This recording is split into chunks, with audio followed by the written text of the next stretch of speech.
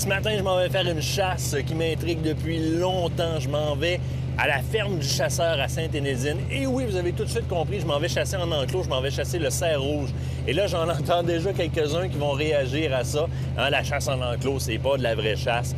En partie raison, c'est une chasse qui est beaucoup plus facile. Mais dans la légitimité de cette chasse-là, j'ai une chose très particulière à vous dire, qui est un comparatif qui est très courant, qui est pourtant très bien accepté. Si vous avez déjà pêché dans un lac ou une rivière qui a été ensemencée, vous avez pratiqué exactement le même type d'activité. Et au Québec, aujourd'hui, on le sait, c'est difficile de trouver une pourvoirie dans laquelle les truites sont indigènes à 100 %. Donc, vous avez probablement déjà pratiqué un peu le même principe que je m'en vais pratiquer, c'est-à-dire un enclos, voire un lac, dans lequel on introduit des animaux, on en prend soin, on les fait grossir et puis après ça, on les fait récolter par un client. Un lac ensemencé ou un enclos, même chose dans les deux cas. L'autre chose qui est important à comprendre face aux enclos, première des choses, c'est pas des enclos de 25 pieds par 25 pieds avec des animaux attachés dedans. Ce sont, du moins je vais le voir lorsque je vais arriver, parce que je suis très curieux de voir comment ça se passe. Ce sont littéralement des forêts qui sont clôturées. Donc, les animaux ont libre cours là-dedans, mais il faut le travailler un peu. Hein. Il faut les chercher, il faut les trouver. Puis évidemment, les animaux sont quand même relativement farouches.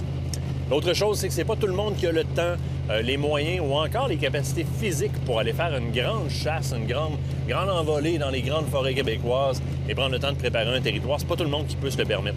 Eh bien, ce type de chasse-là répond à ces besoins-là. Et ça, c'est important que ça existe parce qu'il y a certaines personnes qui ne pourraient tout simplement pas pratiquer la chasse. En attendant, je suis super curieux de voir ça. Direction Sainte-Énédine, ferme du chasseur.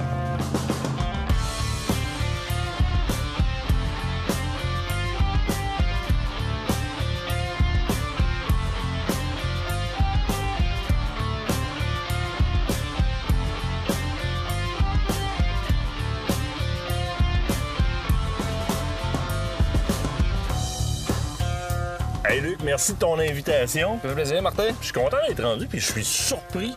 Moi, quand on me parle chasse en enclos, je m'imaginais un peu des parcs ouverts, un peu comme des parcs à vaches ou des parcs à chevaux. C'est pas ça, là. Non, pas tout. T'es divisé quoi, en 3 parcs principaux? Oui, les 3 parcs de 40 acres, tout boisés. Avec, dans les 3 parcs, il y a du chevreuil, il y a du cerf rouge en 2 parcs. Puis quand il vient le temps de faire du sanglier, on lâche les sangliers dans les parcs aussi. Ah, c'est ça, parce que là, si on énumère un peu les produits, parce que évidemment, ici, tu peux choisir l'animal que tu viens chasser et ça peut te permettre de faire une chasse qui est exotique, intéressante. Ouais. Les espèces que tu as sur place. J'ai du faisan, j'ai du dindon, il y a du sanglier, du chevreuil, il y a du cerf rouge. Je suis capable d'avoir d'autres espèces aussi comme le wapiti ou le bison sur demande. OK. Ah, même le bison? Oui. Ça, je ne savais pas. C'est quand même assez intéressant. Et la façon dont première des choses, il faut spécifier qu'un autre gros avantage, c'est que c'est pas loin. Hein? C'est très accessible. Des ponts, tu nous disais à peu près c'est 25 minutes qu'on a fait. 25-30 minutes des ponts. Si on est dans la ville de Québec, donc de la tête des ponts, à peu près 25 minutes. Le lac de Montréal, tu as quand même pas mal de clientèle de Montréal. C'est facile aussi à accéder. Hein? Des gars vont à Matane ou à L'Orignal. On est un petit peu moins loin ici. Puis ceux qui peuvent pas se permettre, qui n'ont pas le temps d'aller faire leur grande chasse, bien, ils peuvent carrément venir ici directement. Puis c'est facile aussi au niveau de l'application de la chasse. C'est-à-dire qu'on n'est pas envoyé tout seul dans les parcs, là, vous nous prenez en charge. Non, on accompagne toujours nos clients. Puis quand il y a des clients aussi qui viennent de l'extérieur, on a un chalet aussi où on peut les héberger pour 1, 2, des fois la fin de semaine au complet s'ils veulent. Ça, c'est le fun. Fait que tu peux faire un forfait. À la limite, tu peux faire des forfaits cerf, sanglier, hébergement inclus. Puis ça peut faire des beaux parties de gang, ça.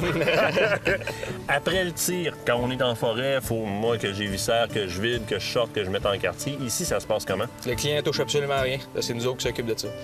Ça, c'est cool. On va chez en 4 roues, on embarque ça dans le trailer, on amène ça au site où on les viscère. Puis le client repart avec sa viande toute propre, toute prête. Génial, génial. Puis, dernière petite question, après ça, on rentre dans le bois. Les gars qui courent après des trophées, c'est des choses qui sont possibles ici? Oui, je suis capable d'en avoir facilement. Surtout dans le cerf rouge. Dans le cerf de Virginie aussi, il y a des très beaux bocs. Hey Luc, un gros merci. Moi, je pense qu'on va avoir du fun. Oui. On s'en va dans le bois.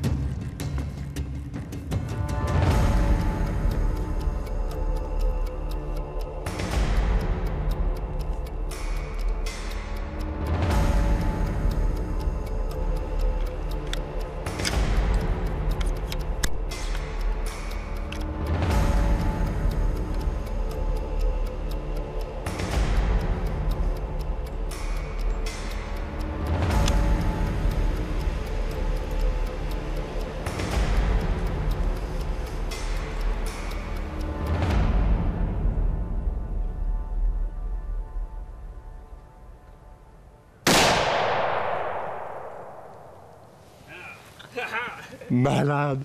Malade! Ah! Complètement malade! Ben voyons donc! Hey, là, je suis content. Là, je suis vraiment content. Oh.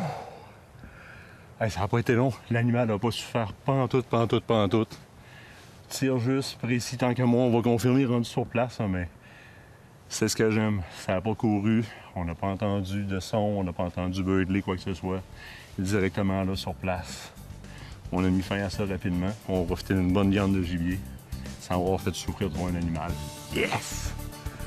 Là, on respire un peu, puis on va voir ça après. Hey, je suis content. As-tu vu le rack après ça? Ah, pas d'allure.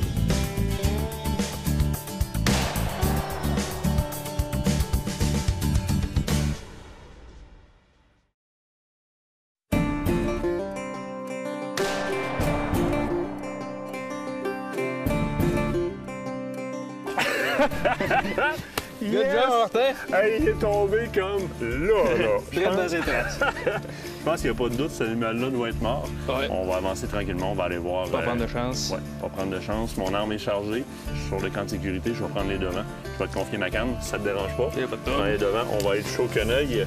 On va voir si ça bouge encore.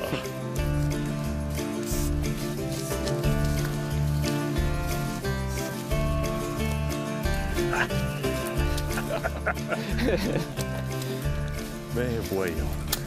Hey, il sent le boc. Hein? Il sent le boc. Yes, il est mort! Il y a une deuxième fois. Hey, as-tu vu le rack après ça? Sérieusement? Là, tu viens de faire ma fierté. 3, 4, 5, 6, 7, 8, 9, 10, 11, 12, puis un petit cornichon vite. 12 et 1 dixième, mettons. Ouais. 12 pointes, très beau cerf rouge. Faut dire que c'est des animaux qu'on n'a pas le choix de chasser en enclos si on veut les chasser ici au Québec. C'est un animal qui est européen, puis on n'a pas la chance autrement que par des gars comme toi qui les gardent et qui en prennent soin en enclos, de pouvoir abattre un tel animal. Hein. Et rapidement, ben, je peux pas vous mentir en vous disant que c'est un cervidé, hein, si on veut le décrire un peu. Cervidé, c'est un animal qui vit du côté de l'Europe, hein, dans les forêts de la France, il y en a énormément.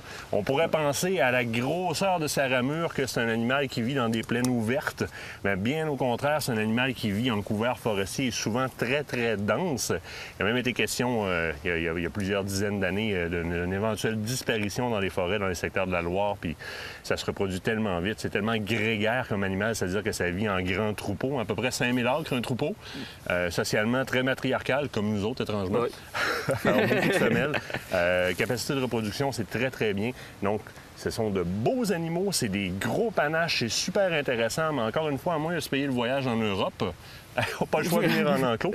Il existe aussi, je ne sais pas, celui-là, c'est un animal d'élevage. As-tu une catégorisation? On dit-tu c'est un cerf rouge de où à la base de génétique?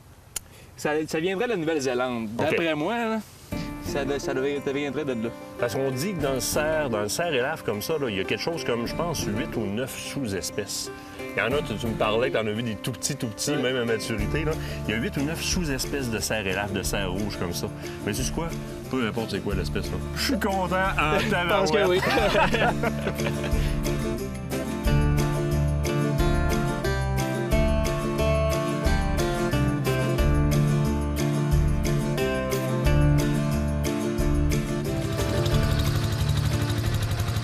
C'est bon, tu peux y aller.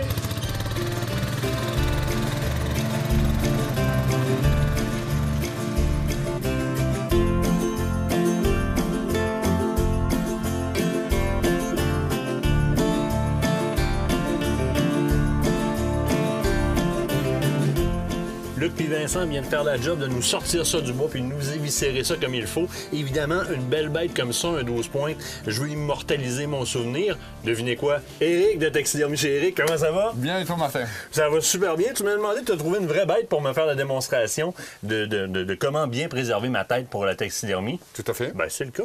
Puis sais-tu quoi? Je te retarde pas trop longtemps parce que je sais que tu en as pour longtemps. Je te regarde me montrer ça. OK. Il y a deux façons de le dépouiller. On peut le dépouiller ici, comme ça, ouvrez-la. Ça, c'est surtout pour les orignaux qu'on peut le faire. Et lui aussi, on peut le faire. Et on s'en va à une ligne droite comme ça. Jusqu'à la pointe du sternum à peu près. Exactement ça, plus loin, plus possible, tu sais. On va faire comme ça, les coups de couteau. On va ouvrir la patte là, puis Oui. on va faire glisser notre pot en portefeuille. Tu veux le déshabiller, dans le fond. On va le déshabiller. Pour, à la fin, aller couper la tête pour pas trop perdre de viande. Exactement ça. Fait On que y tu va. commences par le dos. Je commence toujours par le dos. Attends, on y va. On va aller là. On va par le dos. Et on fait comme ça. Toujours en ligne droite.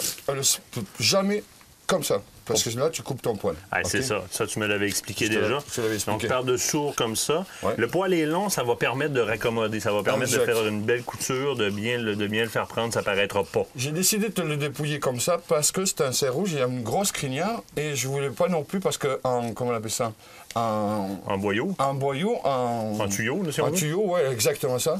Eh ben, tu vas perdre du coup. Donc je veux pas que tu perdes du coup. Ok. Là, on s'en vient ici. Ouais, bien que je sois correct. Ok.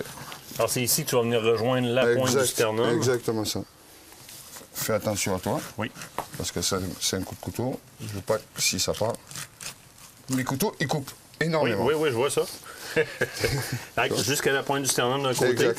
Tu Tu vois? vas répéter l'opération de l'autre côté essentiellement. Exactement ça. Tu vois? Et tu vas avoir à descendre, tu vas dégraisser comme ça en descendant la peau jusqu'en bas. Exactement ça. Là, Eric, pour les pattes, il faut que tu prennes le temps de bien détourer. Tout à fait. Je coupe au niveau ici, Oui. à l'intérieur de ta patte, jusqu'à peu près au niveau de l'épaule. Je glisse ma peau, je la fais descendre au niveau de l'épaule pour garder notre rosace, comme tu peux remarquer. Oui, parce qu'elle va faire partie de la taxinomie. Exactement ça. Il y en a toujours tendance qui veulent toujours ouvrir trop la rosace. Et c'est important de la garder, surtout parce que j'en ai vu je fais de la couture en tabarouette. Là, tu la glisses. Je la glisse, et puis je la fais descendre comme on a fait. Évidemment, là, il faut que tu coupes. Il faut que tu coupes avec à l'aide d'une scie la patte. Oui, il faut couper la pâte, oui, parce que sinon, elle passera Ça jamais. passera pas dans le trou. Jamais. Donc, tu coupes la patte avec la scie, tu finis le devant de la patte, les bouts de tendon avec le couteau, on casse ça, on enlève ça, on passe. Ouais. Là, la peau est descendue au complet. Oui. On est rendu à Couper la tête. couper la tête. Oui, exactement ça. C'est Là, rough à dire de même, mais on est rendu à y couper la tête. on a coupé la tête. On va couper. Fait que là, il faut faire le tour œsophage, les muscles. Ce que tu veux, c'est te rendre au niveau des vertèbres pour Exact. trouver le Exact. joint entre deux vertèbres, la bonne place pour couper. Exactement ça. Et Il quand y a tu- des coups, tu la trouves de suite, il y a des coups, il te faut 2 minutes pour la trouver. Et oui, non. Et voilà. Bon. Passe-moi la scie. Oui. s'il te plaît. Et lorsque vous ne trouvez pas le coussinet entre les deux vertèbres, on peut y aller avec la scie aussi. C'est ce que je fais. tu vois. Et voilà. J'allais dire pas plus long que ça, parce qu'on n'en voit pas long à la caméra, c'est quand même assez long à faire. Oui. C'est la bonne méthode. Toi, tu vas glisser cette peau-là par-dessus une forme. Tout à fait, une forme d'un cerf rouge. Je prends les dimensions arrivées à la chope. Je prends du nez au coin de l'œil, le grosseur du cou. Et je vais tanner la peau, puis on va le remonter. Donc, c'est ça, il faut que tu prépares la peau avant. Exact. Ensuite, on l'a déjà fait ensemble chez Tout à vous. fait. On va aller glisser ça par-dessus une forme. Maintenant, chose qui est très importante à remarquer au niveau de la préparation, c'est qu'en le faisant de cette façon-là, on le voit très bien, mais on ne peut pas avoir une plus belle image que ça. On a préservé toute la viande. On a préservé toute la viande, puis tu as vu, j'ai remarqué que je l'ai coupé en deux. Il faut Oui. mieux en laisser plus de peau que moins. Tu vois, j'ai bien coupé ça. J'ai mis pratiquement un pied derrière les épaules. Comme ça, on est sûr de jamais manquer de peau. Parce que je peux pas remplacer la peau. Ah non, tu peux pas créer de la Que je peau. n'ai pas. Tu peux pas créer de la peau, donc on en Ouais. met plus. Éric, on se revoit en studio avec cette tête-là à un moment donné. Yes, mon ami. Promis. Un gros merci.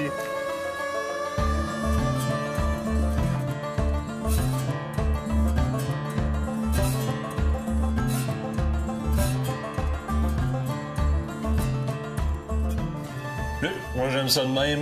Une journée, la chasse, c'est classé, c'est terminé. Je m'en retourne avec mon gibier. Ça a été super facile, bien guidé aussi. C'est ce que tu as fait à tous tes clients? Oui, tout le temps.